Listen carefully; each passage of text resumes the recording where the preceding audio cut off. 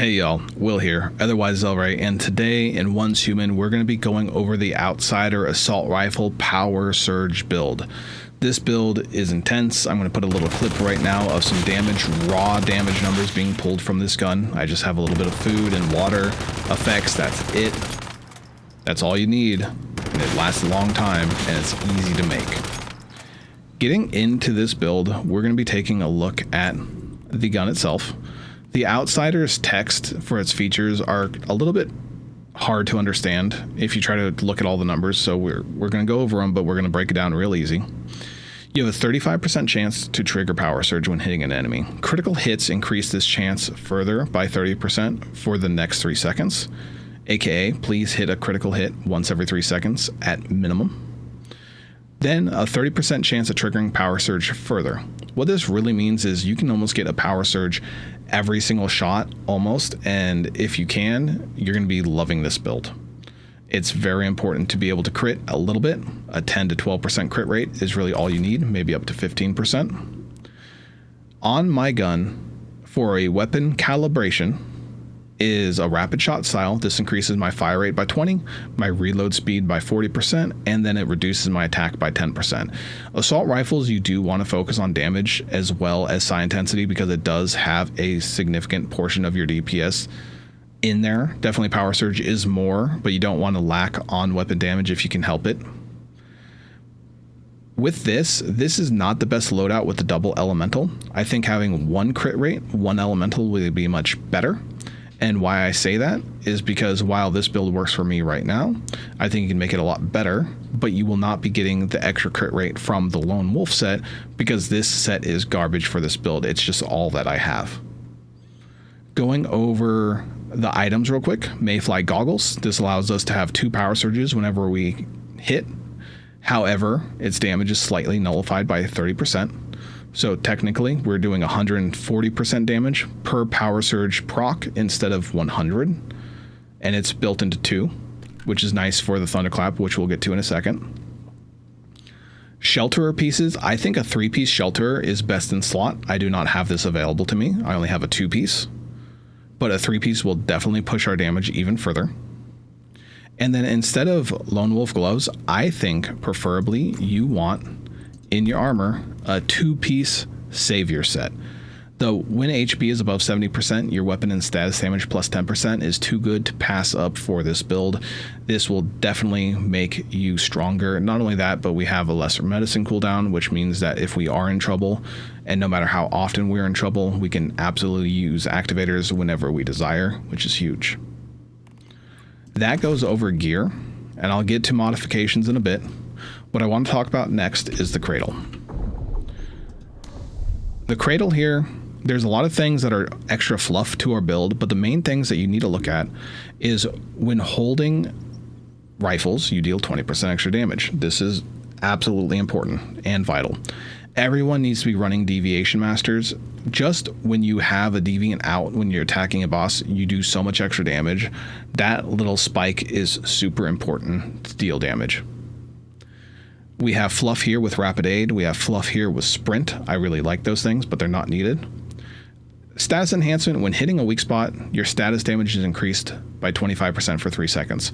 It's very easy to hit weak spots with the Outsider. We should absolutely get this, and we should focus on weak spots as well to increase our damage even further. We have the Tactical Combo, weapon damage plus 25% when you're either switching or reloading. This is great because weapon damage does play a portion of our damage even though we're not focusing on it. It's great to have.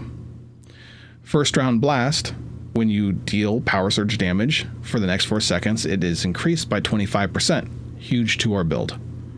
Finally, transient impact. After triggering power surge, your damage is then increased again by 25%. These are about the same thing. Excuse me, first round blast is after reloading, not when hitting. After reloading, you have this for 4 seconds.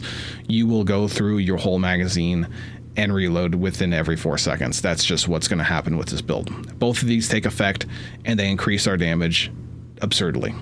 It's really important to run these types of cradles. Usually cradles are very easy to understand and specific, yet in this case with the tactical reload and also the automatic weapon enhancement. People might think I'm doing a psi intensity build, not a weapon damage build. I don't need those. You absolutely do. Next on the list to talk about are our mods. So let's go and take a look at our weapon mod real quick. We have static shock, power surge status duration, minus 50%. It gets halved, but we increase our power surge damage by 20%. You can see that I have sub-attributes that are considered power surge, so this increases my power surge damage and my shock damage instead of my elemental or my status. They're interchangeable to be fair, so try to get 2 psi intensity based sub-attributes per mod if you can. It's going to make your damage skyrocket. Just saying. The other 2 you can get really whatever you want. I think reload speed is huge for this build, and magazine size is huge as well. Going to our armor pieces, we're going to start with our helmet, and we run Deviation Expert. The negative range is overshadowed completely by increasing our fire rate further and increasing our status damage as well. Plus, on my roll, I have a high elemental damage, and that's about all that I have for this. So again, try to get better sub-attributes. That's really where the grind is in this game, and you can make your damage go crazy. For the mask, we are running Thunderclap with Power Surge, and this is very important that you try to get this specific sub-attribute. On the very bottom, the 4th attribute, damage plus 6.4% on targets with Power Surge. This means our status damage and our weapon damage are being increased, and because of that, we get a big kick up in our damage because we focus on both of those things to an extent. Weapon damage might only be 25 or 30% of our build's damage, but that's still a significant portion, and if we can increase that, we absolutely should. That sub-attribute is king on this build. Gonna say nothing but that. For the chest piece, you have many choices here. I'm running this head guard only because it has status damage and elemental damage on it. If you can, and I think the best one for the chest piece is Quick Combat, because when you do use a healing shot, it refills your magazine for you rather than spending the extra time to do both at once. Typically, whenever you need a heal, you run away, and by the time you get back into combat, you are reloading, and it takes just a sliver of your time away. So if you can get a quick comeback, you're going to be much better off if it has a double damage attribute. For the legs, I run Status Amplification. When the magazine is empty, status damage is increased by 10% for 12 seconds, and this can stack up to 3 times. This is very easy to obtain. This increases our damage by 30%, roughly on our psi intensity at least. For our gloves, I run Status Enhancement, just a straight status damage increase. This is a stat stick mod. It increases my elemental as well. So you can see I'm really trying my best to just stack these things. For the shoes, I'm running Covered Advanced. You have choices here. I'm running Covered Advanced because I have a double damage effect on this. I have elemental and status damage. You do have to be careful with Covered Advanced though, because while this buff lasts for 30 seconds, 26 through 30 on your timer, if you get hit during that, you have to then wait for 4 seconds to pass without you taking damage to be able to get this back up and running.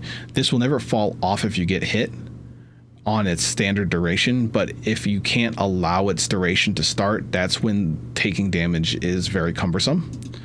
I prefer personally to run slow and steady when I have the chance, because this allows me to have 10% at all times, and if I'm healthy I have 20%. I find that that is more stable a lot of the time than running Covered Advance, especially if I'm running around trying to revive friends, make sure everyone's doing well, make sure people are in position, etc., etc. If you have a great team and you feel like you're never going to be taking damage, Covered Advance is definitely the to-go. However, I find in practice, slow and steady is better in most situations. And those are the mods. That is this build in a nutshell. As I said, just as an overview, having a 3-piece Shelterer and a 2-piece Savior, which I don't have. I have this nasty Lone Wolf on here. And the only reason I do, because some people might be asking why aren't you going heavy duty, is because legendary gear has higher psi intensity than purple gear. So it's very important to run legendary gear on any slot that you can. This increases your damage further than having purple gear that might be able to increase your damage by a percentile. On top of that, your masks give you the most psi intensity. You can see that I already 2-starred the Shelterer mask because I'll be using this in a lot of builds, and I think it's a safe thing to do so. Also, when I can, I'm going to increase the Mayfly goggles further to make this build even stronger with the psi intensity. And just to finalize what I was doing here, let's go over to the dummy. Now, this is a ramp up gun. So when you first shoot, you do good damage. So a cap of 52,000, you go up even further. Let's hit it on second. It starts averaging out towards 36 to 38,000 depending. But if I were to switch targets right here, you can see that my burst, that was like 75,000 off of a high-end burst on my first round. This gun is exceedingly well done at simply taking down enemies around you. You can switch targets very, very easily and still keep your damage obscenely high. I find a lot of builds don't do that very well. Being able to switch targets is the downfall of many, many builds. For guns that have high front end damage, like the Memento, that's not an issue if you hit your weak spots. Or a shotgun, for example, like the Corrosion, you can switch targets pretty easily. But being able to switch targets and keep your damage high is a thing that a lot of people overlook, and I'd say is important to a build if you can do it. And with that, I think that covers everything on the Outsider. Hopefully you learned something from this, you enjoyed the video, you're able to extrapolate and even get more damage than I'm doing. I think you could probably get 20% more damage than I'm doing on this gun. Easily, no questions asked, if you had the right gear. With that, thank you for watching. Later.